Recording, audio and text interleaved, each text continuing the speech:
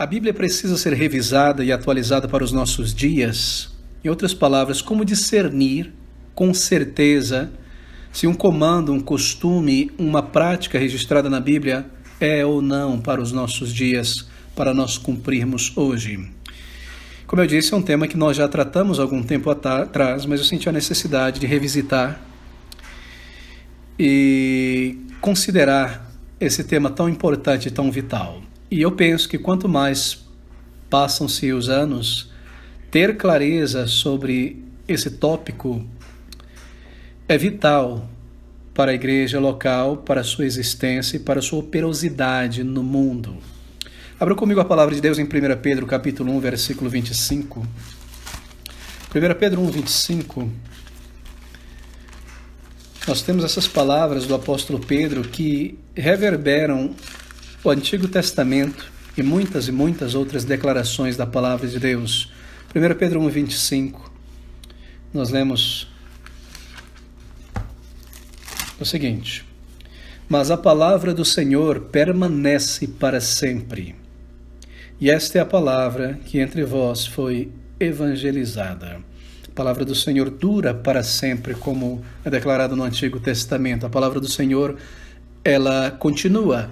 Assim, a palavra do Senhor são as suas proposições, são as suas verdades, declaradas uma vez por todas e entregue aos santos como verdade.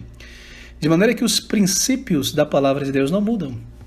Mas nós queremos considerar algo um tanto delicado nessa noite. Porque uma das necessidades mais importantes em interpretação bíblica é saber quais as obrigações ou os exemplos de comportamento que devem ser cumpridos pelos crentes dos dias de hoje e quais não. Sim, a palavra do Senhor permanece para sempre, a sua lei é eterna, a sua vontade. Agora, quais obrigações ou exemplos de comportamento, o termo aqui é comportamento, devem ser cumpridos por crentes e quais não devem ser na igreja hoje? Bem, em outras palavras, qual é o princípio que nos permite ver na Bíblia o que é uma norma para nós hoje, para a igreja daqui 10, 20, 30 anos, ao longo de toda a história? Quais os textos da Bíblia têm a intenção de estabelecer um modelo, um padrão para ser copiado, para ser seguido? Essa é a grande questão por trás desse debate sobre a Bíblia ser atualizada ou revisada, etc. Bem, esse é um assunto importante. Eu penso e espero que todos sejam sensíveis a isso. É muito importante por pelo menos duas razões. Primeiro, porque, veja, nós vivemos em uma geração em que muitos padrões bíblicos têm sido descartados no meio evangélico, lançados de lado com uma facilidade muito grande por líderes, por ministérios evangélicos, cristãos. Padrões bíblicos, a vontade de Deus, a palavra de Deus para a adoração tem sido lançado de lado como algo irrelevante. Padrões bíblicos para o governo da igreja, a vontade de Deus para o governo da igreja, a membresia, a vontade de Deus para a sua igreja ser separada, uma instituição distinta do mundo, embora no mundo, mas visivelmente distinta do mundo, que possui uma cultura espiritual distinta do mundo. Padrões bíblicos para a disciplina de erros e comportamentos errados na igreja tem sido colocado de lado por ideias humanas, por sentimentalismo, eu devo dizer. Assim, muitos dos padrões bíblicos, isto é, a vontade de Deus, a palavra de Deus, tem sido descartado em nossos dias, substituídos, ou seja, tem sido literalmente revisado. E o argumento que nós ouvimos o tempo todo, em muitas formas, pode ser resumido da seguinte maneira: os tempos mudaram, a Bíblia precisa ser atualizada, é necessário adaptar a Bíblia.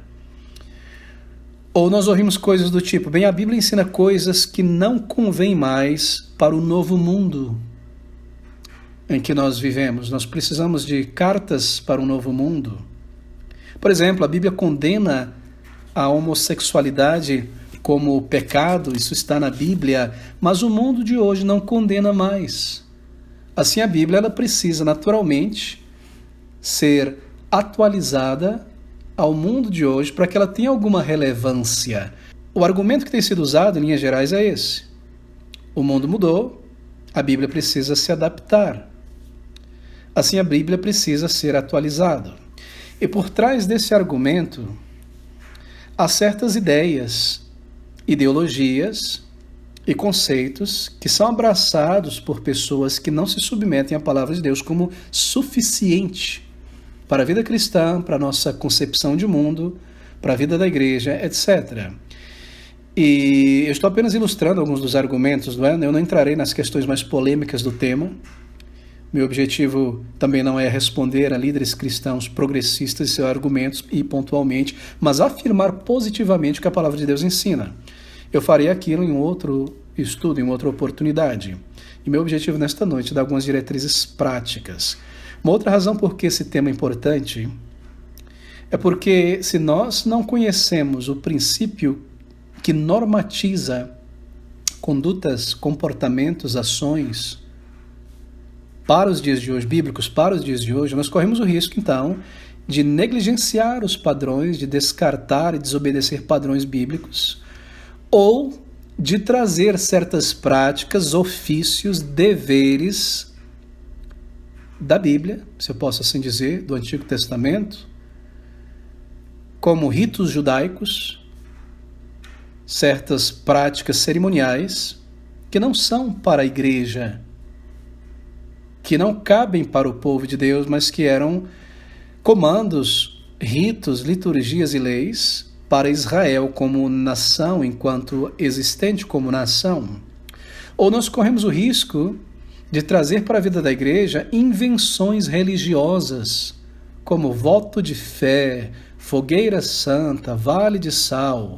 Na verdade, a pergunta ou o princípio que estabelece se algo, um comportamento no Novo Testamento, no Antigo Testamento é para nós, é também o mesmo princípio que cria uma barreira e impede que novas atitudes, novos comportamentos, ideias, invenções religiosas, como as que eu acabei de mencionar, não entrem também na igreja. Assim, é de gigantesca importância ter clareza a respeito disso. De outra maneira, o nosso debate com certas pessoas aí será sempre em torno de ideias, gostos, etc., mais do que princípios bíblicos. Se nós temos princípios normativos na palavra de Deus, então pau é pau, pedra é pedra. Uma vez que nós compreendemos essas normas, sendo elas a vontade de Deus, a discussão termina, não é verdade? Nós já sabemos o que é a vontade de Deus, e se amamos a palavra de Deus, nós paramos por aí. Bem, a pergunta então é, o que é normativo na Bíblia, o que não é? Será que nós podemos apenas dizer, por exemplo, algo do tipo, eu creio na autoridade da Bíblia como um todo, e seguir por aí tendo uma crença genérica, como muitos evangélicos que dizem crer na Bíblia de capa a capa, e tem essa crença genérica, sem conhecer os pormenores, sem saber distinguir e dar uma resposta a estas questões? Bem, com certeza não é correto defender a autoridade da Bíblia simplesmente dizendo tudo que está na Bíblia é para ser feito e ter uma crença genérica a respeito disso. Nós não podemos agir assim, nós sabemos que não é assim, porque, por exemplo, há regras cerimoniais do Antigo Testamento que já não mais estão em vigor na igreja hoje. Sacrifícios, certas liturgias, comandos de Deus para o povo referente à lei cerimonial, que não são norma para a igreja. O que dizer, eu mencionei isso algumas vezes no passado, sobre questões que vira e volta nós temos que lidar, como o uso do véu, o ósculo santo, o lavar dos pés, o comando para trabalhar com as próprias mãos. Será que, como no livro de Atos, nós devemos todos vender o excedente da nossa propriedade para repartir com outros crentes, como foi feito no livro de Atos? Paulo um dia fez um voto de Nazireu, nós devemos fazer um voto de Nazireu. Podem as mulheres serem pastoras na igreja, pastorear o povo de Deus? A ceia do Senhor deve ser feita como foi feita em Corinto, junto com uma refeição, um almoço, um jantar. E questões como essa nós trazemos para a igreja? Essas perguntas são levantadas. Será que essas ordens e práticas são para serem literalmente obedecidas em nossos dias? E, para além disso, uma questão conceitual, se não, é necessário então revisar a Bíblia, atualizar a Bíblia, ou seria uma questão de compreender princípios bíblicos e sua externalização? Minha resposta é clara: a Bíblia não precisa ser revisada ou atualizada, ela vem da mente de Deus. Os princípios que estão aqui são para todo o tempo da vida da igreja. E essas questões, elas nos levam ao coração do problema. Se algumas das práticas e comandos aparentes dados à igreja primitiva não são para hoje, algumas são, como nós podemos dizer com certeza quais são e quais não são? Como nós sabemos o limite entre questões que são normas para hoje e as que não são? E quem deve dizer o que é normativo? Bem, então isso nos leva a um princípio normativo. Esse princípio ele não é novo, é um princípio que foi elevado, sobretudo, assim por dizer, defendido pela Reforma Protestante. Os puritanos tocaram muito nessa questão, mas é algo pouquíssimo conhecido em nossos dias.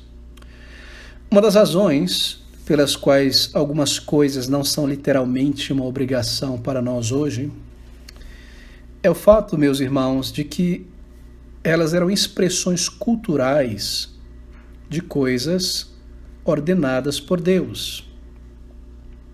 Marque isso, é muito importante. Veja, coisas ordenadas por Deus. O amor fraternal entre irmãos é algo ordenado por Deus, não é? Submissão da esposa ao seu marido. E estas coisas, esses princípios, estes comandos, essas ordenanças de Deus foram expressos num contexto cultural por um gesto, por um costume, por um hábito, etc. Certo? Veja, marque isso, esse é um ponto nevrálgico aqui em nossa consideração. Nós não estamos falando aqui de pecados. Nós estamos falando sobre práticas, comandos, comportamentos, coisas ordenadas por Deus, como amor fraternal, etc., que receberam uma expressão cultural através de um gesto, de um costume, de um hábito. Por exemplo, os irmãos se saudavam com o ósculo santo. Um beijo na testa, talvez, algo do tipo, só entre os homens, possivelmente. Mas o princípio por trás era uma demonstração, um ato que demonstrasse o amor fraternal, não é? Algo comandado por Deus, mas expresso culturalmente. Mas nós não estamos falando aqui sobre pecado. Porque Deus não classifica algo como pecado e depois o desclassifica. Pecado é sempre pecado, porque é sempre contrário à lei de Deus. Assim, nós não estamos tratando com a seguinte questão: Deus condenou a homossexualidade, a prática homossexual na Bíblia. Certo, está na Bíblia. Bom, a Bíblia precisa ser revisada. Será que isso ainda é válido para hoje? Porque hoje as pessoas não condenam mais a prática da homossexualidade. Não, queridos, nós não estamos tocando em questões como pecado. O pecado sempre é pecado. Não há uma outra exteriorização de proibição contra o pecado. Você percebe? A sodomia é sempre condenada na Bíblia por ser um pecado contra a lei moral de Deus. Assim permanece um pecado até o final dos séculos. Mas nós estamos lidando com questões de comandos ou práticas, coisas ordenadas por Deus, princípios, que receberam uma expressão cultural através de um gesto, de um costume. De modo que uma das razões pelas quais algumas coisas não são literalmente uma obrigação para nós hoje é o fato delas serem expressões culturais de coisas ordenadas por Deus. Princípios. Um princípio foi dado e ele foi materializado naquele contexto cultural do primeiro século, do Antigo Testamento, de uma determinada maneira. Mas o pecado, aquilo que é classificado na Bíblia como pecado, muda. É sempre pecado e sempre condenado por Deus. Então é necessário ter esse discernimento aqui. Por exemplo, algo ordenado por Deus, Todos conhecem o ósculo santo, não é? Aparece em muitas passagens, em Romanos, em 2 Coríntios 3, Romanos 10, etc.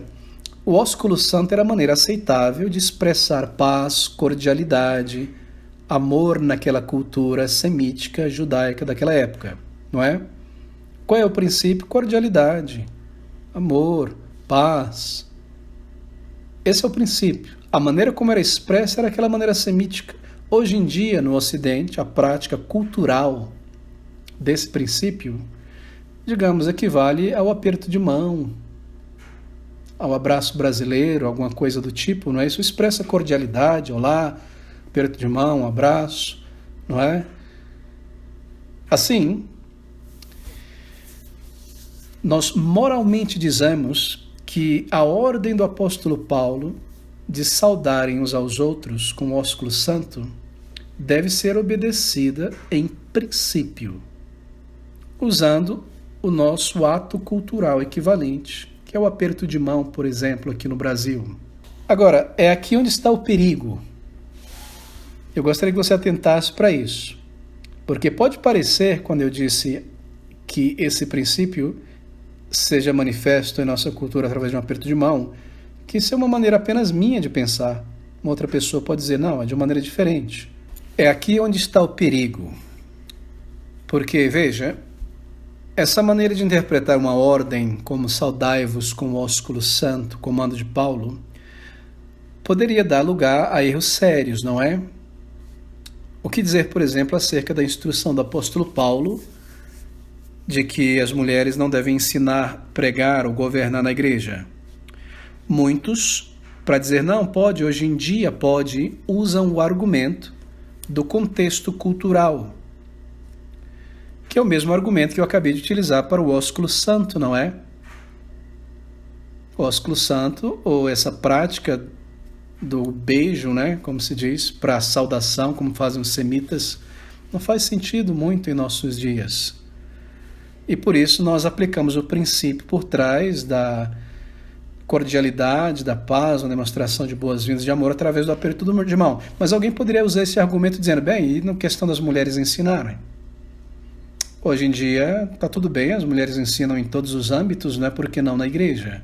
Você percebe como esse argumento não é o suficiente? Agora eu faço um pequeno parêntese. Você continua percebendo que nós estamos falando sobre costumes, comandos e princípios e não sobre pecado? Hoje em dia a sociedade aceita a pedofilia, o aborto, a sodomia. Então nós precisamos atualizar e aceitar.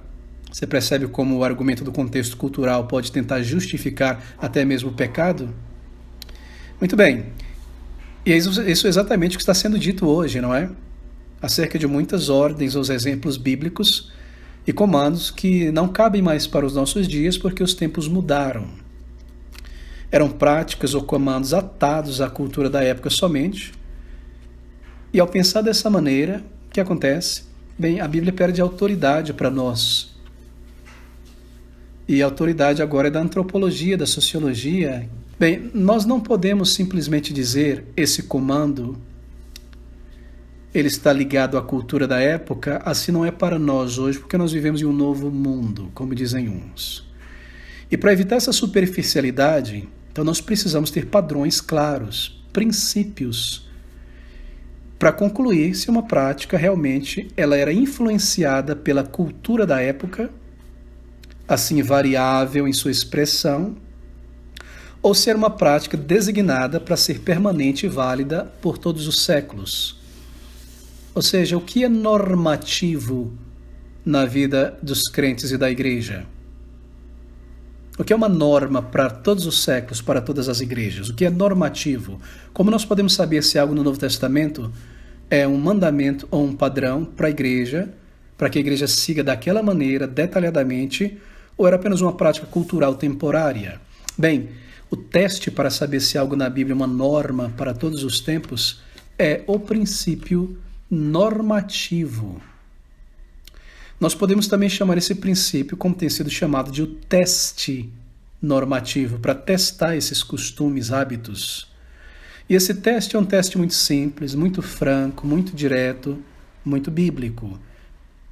E ao método de interpretação nos capacita a chegar a uma conclusão sólida e segura sobre estas questões. Mais do que apenas dizer, bem, estava preso ao contexto cultural da época, vivemos uma cultura diferente, hoje é diferente, as coisas podem ser diferentes. Você percebe? Bem, deixa-me então falar sobre esse teste. Esse teste, ou esses testes que são aplicados aos casos em particular, todos eles são consistentes, são claros, são óbvios, são bíblicos. São 4 testes, e o primeiro deles, para sua anotação, é essa. Como testar uma prática, um hábito, um costume do Novo Testamento, do Antigo Testamento, se é para nós hoje ou não. Primeiro, teste normativo. É este. Toda a Escritura, meus irmãos, toda a Escritura, ela está em vigor para nós hoje, a menos que a própria Escritura cancele, limite ou modifique algo que foi prescrito por ela anteriormente. Assim, toda a Bíblia é normativa, toda a Escritura ela está em vigor para hoje, a menos que a própria Escritura tenha cancelado posteriormente, limitado ou modificado o comando, a prescrição que fora dada anteriormente. Certo? Esse é o primeiro teste que nós fazemos.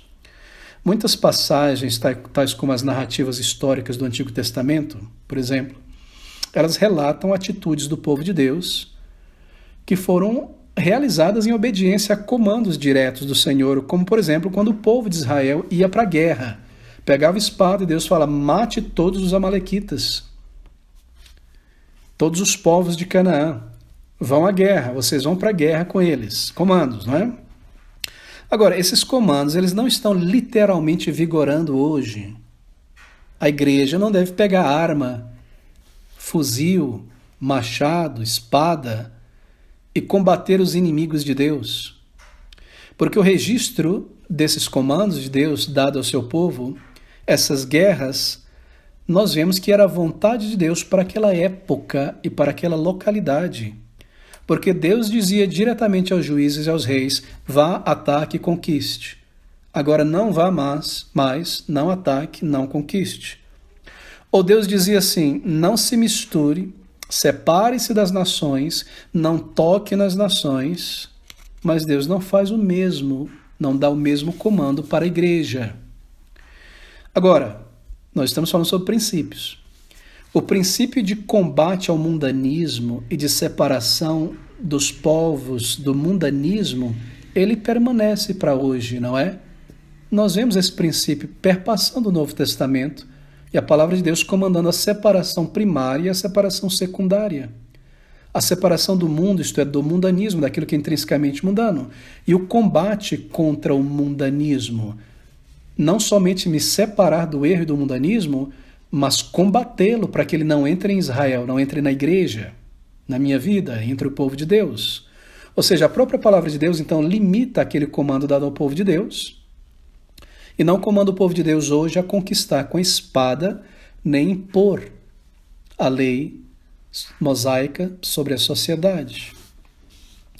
Um exemplo de uma ordem que foi modificada posteriormente. Nós temos aquela lista de deveres que o Senhor Jesus Cristo deu aos discípulos. Você se recorda, está ali em Mateus 10, versículo 1 e versículo 7 a 11. O Senhor disse para eles, enviou os discípulos de cidade a cidade em Israel para proclamar sua vinda. O Messias chegou. E nós lemos que eles deveriam ir e realizar aquela obra e realizar os sinais. Mas o Senhor Jesus comandou para eles realizar aquela obra da seguinte maneira: vocês não vão levar dinheiro, nem muda de roupa para se trocarem, etc, etc, etc. Vocês vão viver da hospitalidade dos outros. Não foi esse o comando? Bom, a partir disso aqui nós tiramos um princípio para nós, que nós não devemos fazer o mesmo, devemos sair aí com a roupa do corpo, pregar, o missionário deveria viver assim, o evangelista, o pastor, etc. Essa é uma ordem de mobilização que Deus deu aos seus discípulos. Vocês vão fazer dessa maneira. Agora, a pergunta é, será que essas mesmas ordens de mobilização, elas estão em vigor hoje para os pregadores de hoje? Nós sabemos que não. porque nós lemos que esta ordem de mobilização ela foi radicalmente modificada pelo próprio Senhor Jesus Cristo, lá no final do seu ministério terreno. Veja, por exemplo, Lucas, capítulo 22, vou ler só esse texto, versículos número 35 e 36. Posteriormente, depois de ter dado aquela primeira ordem sobre como os discípulos deveriam ir, Cristo modifica essa ordem de mobilização, de serviço, assim por dizer, Lucas 22, 35 e 36.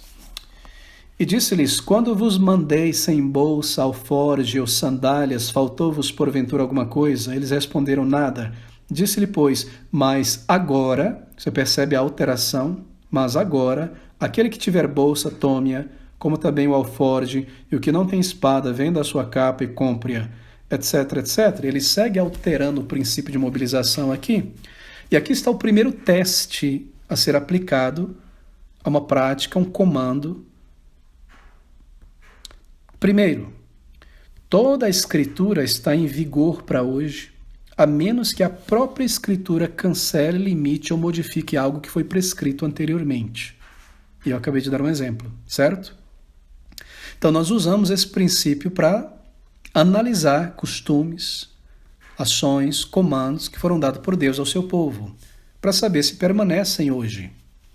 Mais uma vez, nós não estamos lidando com a lei moral, o que é pecado, o que não é pecado. Não matarás, não adulterarás, sempre permanecerá pecado, porque é contrário ao caráter de Deus. E todos os demais pecados enlistados ali naquelas longas listas de 1 Coríntios, Mateus, Romanos, etc, etc. Nós não estamos lidando com o pecado, a Bíblia precisa ser atualizada para que o pecado seja justificado hoje, certo? Mas nós estamos lidando com costumes, práticas e comandos e perguntando quais destas coisas são para nós hoje, para toda a igreja ao longo de toda a história. E aqui está o primeiro teste a se fazer, é um costume, quando você se deparar a uma dessas práticas. E o primeiro teste, o princípio é esse, que tudo na Bíblia, toda a Escritura, ela continua em vigor para hoje, a menos que a própria Escritura, o texto, o comando, cancele, limite ou modifique algo que ela própria prescreveu anteriormente. Esse é o primeiro teste. O segundo teste é este. Toda a Escritura está valendo para hoje, a menos que a passagem em questão registre um comportamento imoral ou irreligioso. Então não é uma regra para nós. Bem, essa regra ela é obviamente correta, né? Porque a Bíblia nunca iria ordenar algo contrário aos 10 mandamentos e a outras exortações morais, como eu acabei de mencionar. Esse é o segundo teste, então. Toda a Escritura está valendo para hoje, a menos que a passagem em questão, mostrando o hábito, o comportamento, registre um comportamento imoral ou irreligioso. A Bíblia nunca irá ordenar algo contrário aos 10 mandamentos e as outras exortações morais da Bíblia. O terceiro teste normativo é o seguinte: toda a Escritura está valendo para hoje, a menos que aquilo que está sendo requerido, apareça de maneira, digamos, obscura, em um texto apenas, ou nem sequer se insinue em outras partes da Bíblia. Isso é importante compreender. Toda a Bíblia, toda a Escritura está válida para hoje, a menos que aquilo que está sendo requerido apareça de uma maneira assim obscura, não clara, em um texto somente, e você não vê nuance disso aí em nenhuma outra parte da Bíblia. Isso nos recorda outro princípio, não é? Que a Escritura deve interpretar a si mesmo. Nós não podemos construir uma doutrina, uma prática baseada em uma vírgula, em um único versículo totalmente isolado de outros textos da Palavra de Deus ou de outros princípios. Nós devemos comparar Escritura com Escritura e aplicar o princípio da analogia da fé também. conectar ou comparar essa doutrina, essa prática, este comando, com toda a teologia bíblica, com todo o corpo de doutrinas na palavra de Deus. Assim, se um aparente ensino, deixa eu me colocar nesses termos, ele é isolado, ele é exclusivo, então isso fortemente nos assegura que nós estamos errados em identificar isso como um dever em vigor para a igreja, uma vez que não é possível verificar isso aí referindo-se a outros textos. Então esse é um terceiro princípio. Agora, isso não significa que os textos bíblicos estão errados. Quando eu vi alguma coisa errada ali que parece estranha, mas sim que a prática registrada ou a instrução dada, ela era temporária ou local. Ou ela está, na verdade, aparecendo ali não como uma prática permitida, mas apenas como um exemplo de uma prática errada, condenada, certo? Ou, positivamente falando, que uma determinada prática ou uma instrução foi dada apenas temporária, para um local específico. Por exemplo, a ceia do Senhor, ela deve ser realizada toda semana, ou, como nós vemos em Atos capítulo 20. Bem, esse é um exemplo, um caso, que acontece somente em Troade, lá em Atos capítulo 20. Nós devemos perguntar, esse dever ou essa prática da ceia do Senhor toda semana, todo domingo, ela é registrada em mais de um lugar na Bíblia ou foi só ali naquele caso? Certo? Então essa é a ideia. Nós só vemos registrada ali. Assim, isso não vem como uma imposição sobre nós. Mas o princípio é que deve ser regular. Sempre que nos reunirmos no sentido de parar para meditar sobre o corpo de Cristo, o seu sacrifício, fazer isso em memória do Senhor. Assim, toda a Escritura está valendo para hoje, a menos que aquilo que está sendo requerido pareça ou apareça de maneira obscura em um texto apenas, e nem sequer se insinue em alguma outra parte da Bíblia. Esse é o nosso terceiro teste normativo para saber se algo na Escritura é normativo, é para hoje. E o quarto teste é este. Toda a Escritura, ela está valendo para hoje, a menos que possa ser provado que as coisas prescritas podem ser completamente obedecidas de diferentes maneiras, em diferentes épocas e culturas. E nós vamos gastar a parte final do nosso estudo nesse ponto. Toda a Escritura ela vale, a menos que possa ser provado que as coisas prescritas podem ser obedecidas por inteiro, de maneira diferente, em uma época diferente. Pode o princípio ser honrado através de uma maneira diferente de expressá-lo? Essa é a pergunta. Por exemplo, no cristianismo, princípios não estão atados à cultura, como no caso, por exemplo, do islamismo. No islamismo, princípios estão ligados à cultura árabe. Muito do que é feito ali, ou prescrito ali, no livro dos muçulmanos, não me refiro ao Alcorão, mas o Hadith, que é o livro de práticas deles, está ligado a práticas árabes do século VI, a cultura, a própria língua, não é? Árabe tem que ser aprendido para entender ali bem a religião muçulmana, as orações que são feitas em árabe, etc, etc, etc. Agora, o cristianismo não está atado a uma cultura, a cultura judaica, por exemplo. Assim, são os valores espirituais e morais que são importantes, e não uma conformidade rígida a um conjunto externo de costumes ou vestimentas. Você já observou a vestimenta da mulher muçulmana, do homem muçulmano? É a vestimenta do árabe do século VI. Isso é imposto. A burca e todas aquelas coisas ali. Quando a Bíblia prescreve certa prática para os crentes ou para as igrejas, então nós devemos respeitar o propósito espiritual e moral por trás daquilo que é prescrito. E assim nós perguntamos se a expressão externa daquele princípio, a expressão externa praticada nos tempos bíblicos era cultural, e se o princípio pode ser expresso de uma maneira diferente em uma outra época, em outra cultura? Essa é a pergunta que nós fazemos. Por exemplo, o lavar dos pés, nós vemos isso, não é um costume nos tempos bíblicos. Lavar os pés de um visitante. Na Bíblia isso expressava humildade, cortesia, boa vontade.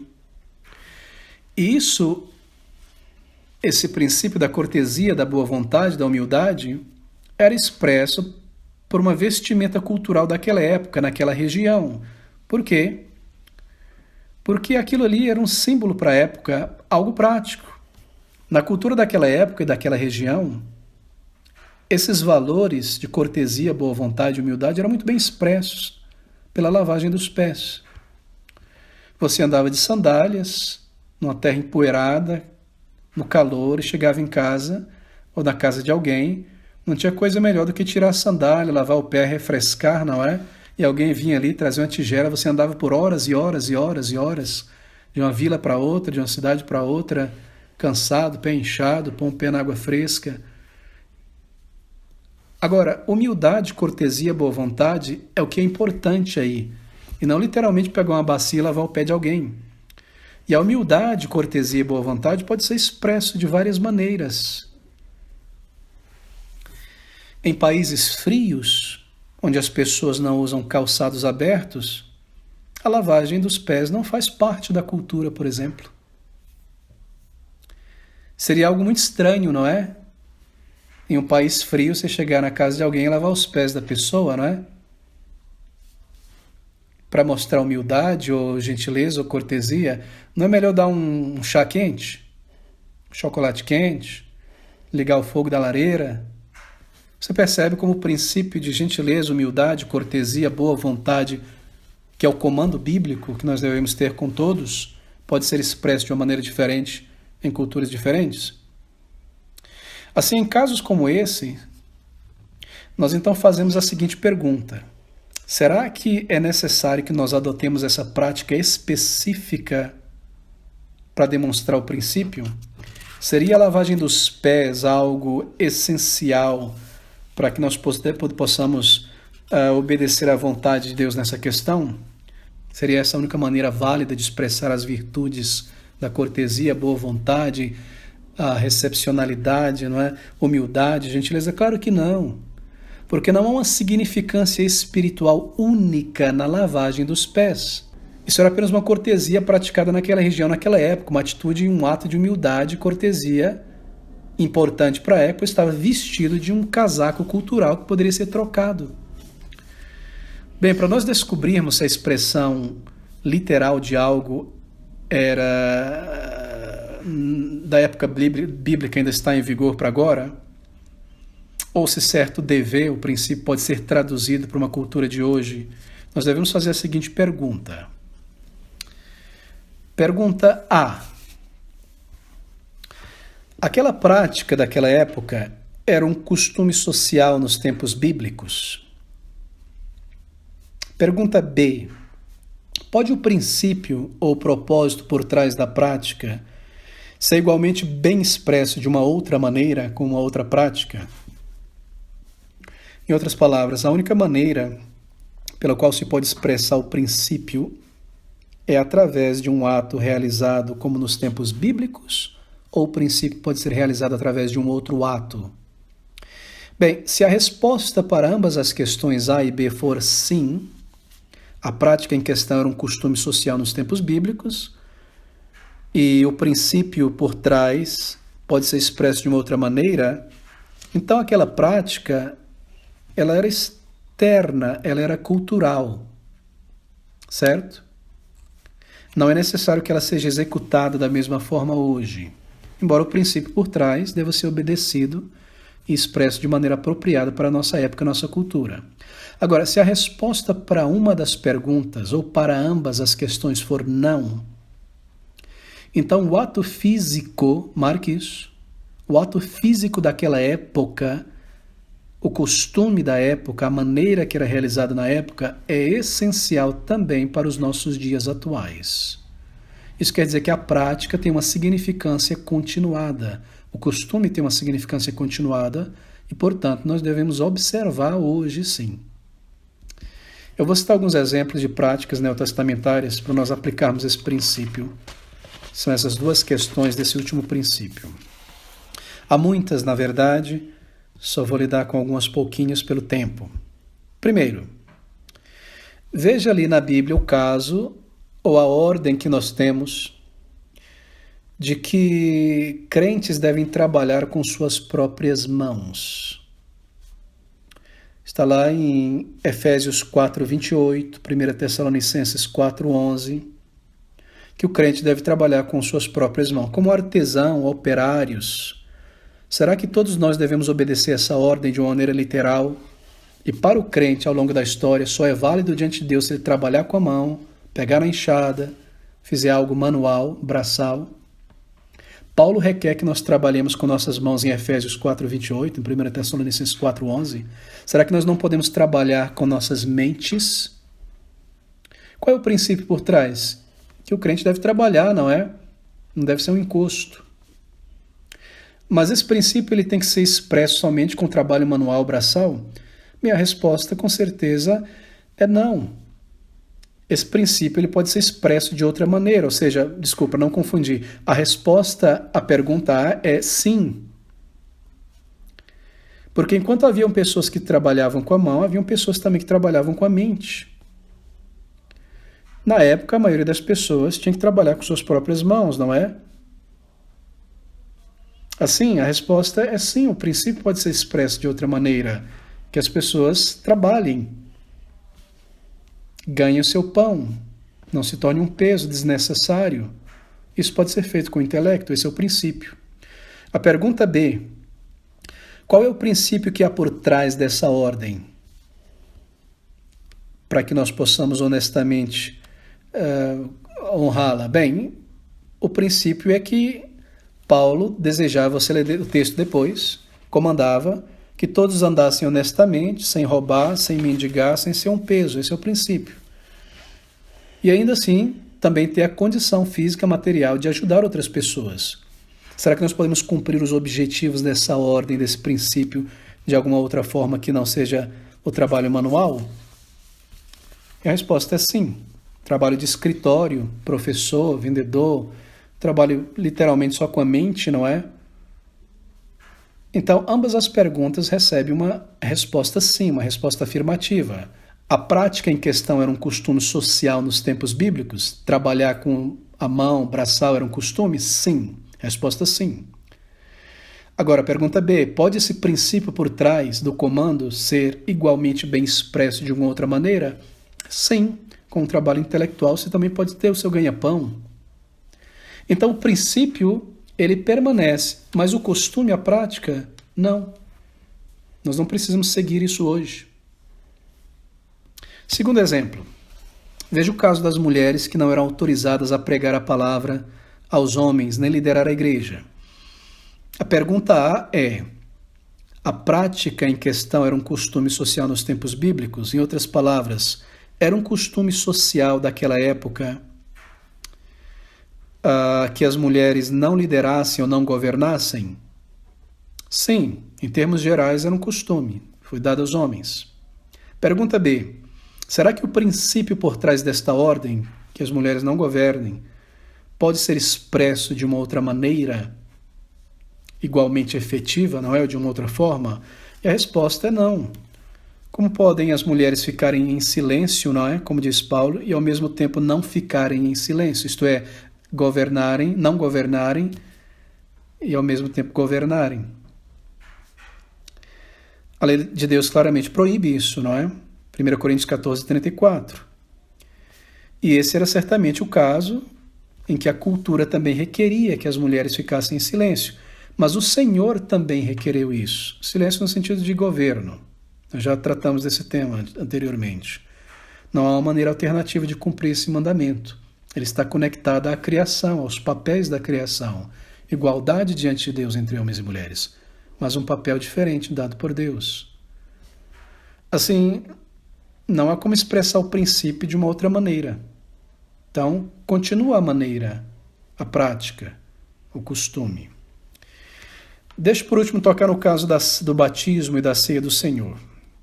O batismo e a ceia do Senhor são exemplos de atividades que definitivamente eram culturais, não é?